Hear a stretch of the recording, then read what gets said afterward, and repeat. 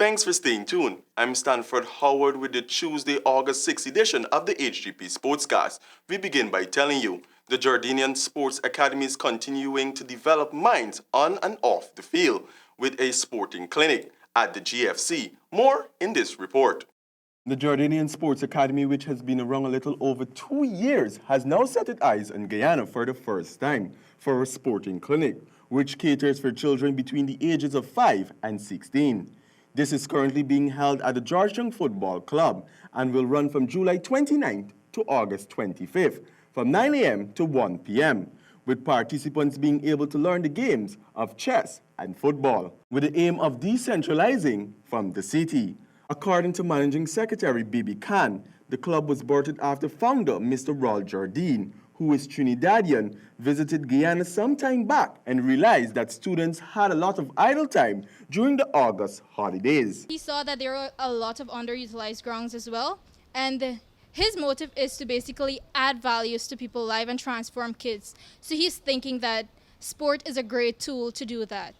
The clinic is one of a kind, with one of its main focus on the sport of chess and football. Some may wonder why such a combination of the two disciplines. We're focusing on both indoor and outdoor activities, on-field and off-field training. So we chose chess because it's important in the development of the minds and the participants, both, as I said, in the skills and on the field tactics and strategy. So with chess now, that helps the kids with their brain development, and with the football now, that helps to keep them active and on the field. So that's why we combine both sports together. Khan also noted that the Sports Academy is looking to start a boxing club in Linden and also cricket in Berbice, with the intention of taking this initiative to schools throughout the year. Two participants of the club spoke on what they have learned so far and what they would like to achieve by the end of the clinic. How to take and pass, learning you and your friends their manners, and meeting new friends. Before you go to camp, how to chop a ball, how to lock your ankle and make a proper pass. The mission of the academy is to add value to children's life and to make them feel worthy and for them to reach their best potential. It is also aimed at instilling discipline through sporting activities. For HGP Sport, I am Stanford Howard. Switching our attention to some cricket. The group games of the Lower Mazaruni Female Heritage Competition concluded on Monday, with the semi-finals fixed for this Sunday at the Batavia Sports Ground. The details in this Jaden Samuels report. After some exciting and competitive group games, the ladies from Rivers View are Group A winners after beating Dark Point, while Cartabo Power Rangers won Group B, defeating Carrow Rising Stars. The competition intensifies this Sunday when the group winners battle to see who will make it to the 2019 Heritage Games in Georgetown. The first ball will be bowled at 11 hours and will feature the ladies from Rivers View taking on the Carrow Rising Stars. The second semi-final match will bring together competition favourites Cartabo battling it out against the hungry Dark Point girls. Jaden Samuels, HGP Sport. More cricket news. India makes it 3 on the trot after dominating against an out-of-sort West Indies. Jaden Samuels was at the Guyana National Stadium Providence and filed this report. Playing on arguably the best out of the 3 pitches used for the 3 T20s meant it was a more comfortable win for the visitors. Batting first today in what developed into a good day for cricket was all in India's favour after the Caribbean side could have only mustered 146, losing 6 wickets in the process. Kyron Pollard led the way with 58, while Rovman Powell contributed 32, the highest run getters for the hosts. In reply, Risbah Pant anchored the chase with 65, while Captain Virat Kohli's 59 ensured India made a clean sweep of the series. The two sides will meet again, but this time it is the 50 overs engagement. Well, the West Indies, another disappointing performance. The Indians making it 3 from 3. The action will resume here at the Providence National Stadium on Thursday. Jaden Samuels, HGP Sport.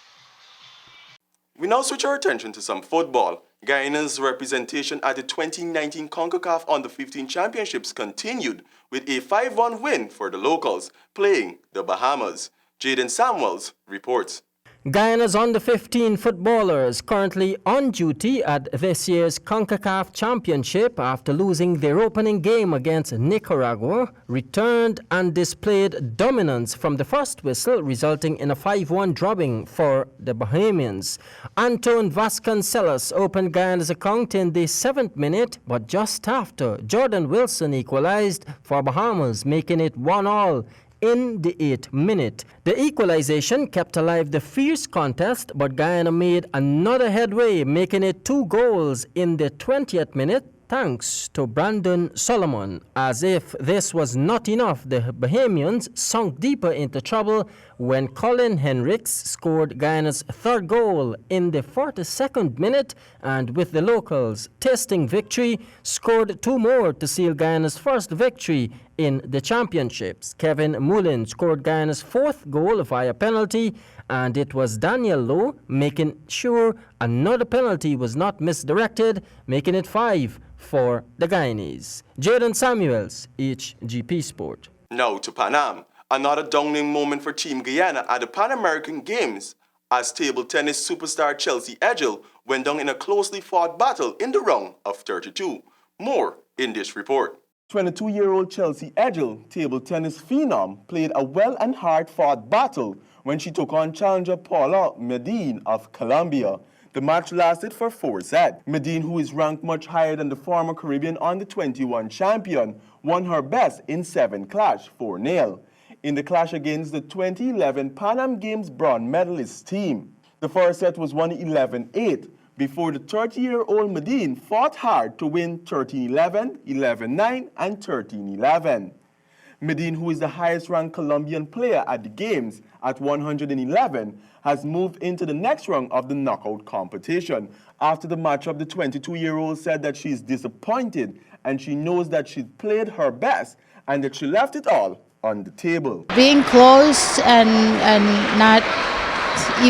still not being there, you know, it's kind of hard, but I'm somewhat proud of myself that I came and, you know, it was a fight and not just a blowout.